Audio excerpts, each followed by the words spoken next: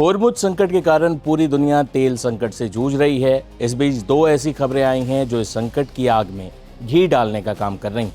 पहली बुरी खबर अमेरिका से है, जहां डोनाल्ड ट्रंप प्रशासन ने रूस के कच्चे तेल पर दी गई छूट का समय सीमा बढ़ाने से इनकार कर दिया है, इसे खत्म कर दिया है। वहीं दूसरी खबर रूस से आई है, जहां यूक्रेन ने बड़े तेल डिपो पर हमला कर हालात और बिगाड़ दिए हैं। अमेरिका के फैसले का मतलब साफ है कि रूस से तेल खरीदने में जो सीमित राहत कुछ देशों को मिल रही थी वो अब खत्म हो गई। ट्रंप प्रशासन ने मार्च और अप्रैल में 2 बार ये छूट दी थी, लेकिन ये सिर्फ उन टैंकरों पर लागू थी जिनमें पहले से रूसी तेल लोड हो चुका था। वैश्विक ऊर्जा बाजार में जारी उथल पुथल के बीच दुनिया पर एक और ऑयल शॉक लग चुका है। ब्लूमबर्ग की रिपोर्ट के मुताबिक डोनाल्ड ट्रंप प्रशासन ने समुद्र में मौजूद रूसी कच्चे तेल की खरीद पर दी गई प्रतिबंधों की अस्थायी छूट को आगे बढ़ाने से इनकार कर दिया है।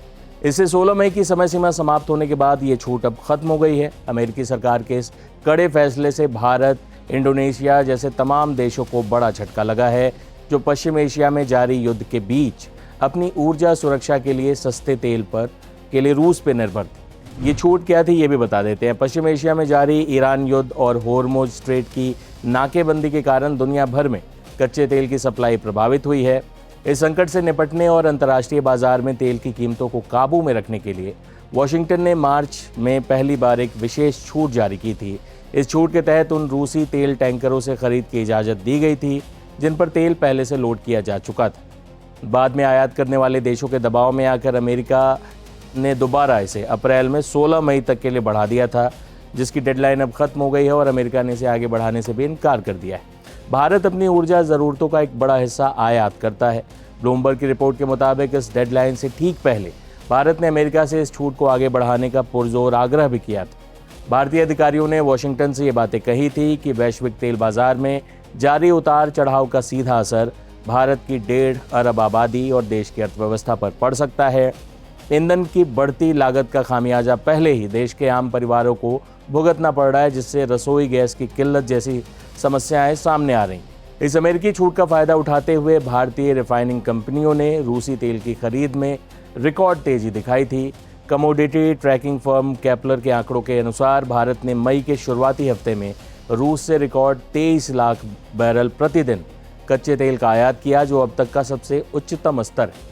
भारत अपनी तेल ज़रूरतों को पूरा करने के लिए पूरी तरह रूस के यूराल्स ग्रेड तेल को विकल्प के रूप में इस्तेमाल कर रहा था। हालांकि इस छूट को लेकर पहले से ही विवाद था, खासकर यूरोप में।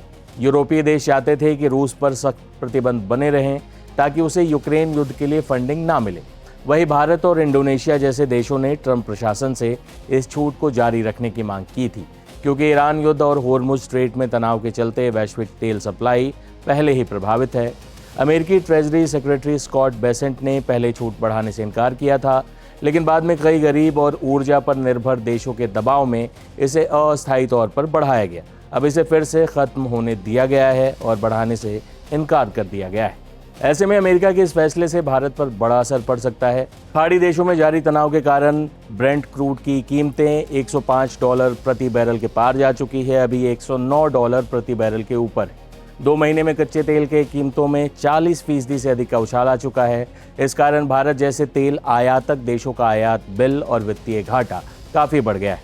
रूसी तेल पर छूट के खत्म होने से आने वाले दिनों में भारत सहित वैश्विक बाजारों में ईंधन की कीमतें और अधिक भड़क सकती हैं। दुनिया भर में ऊर्जा संकट और अधिक गहरा हो सकता है।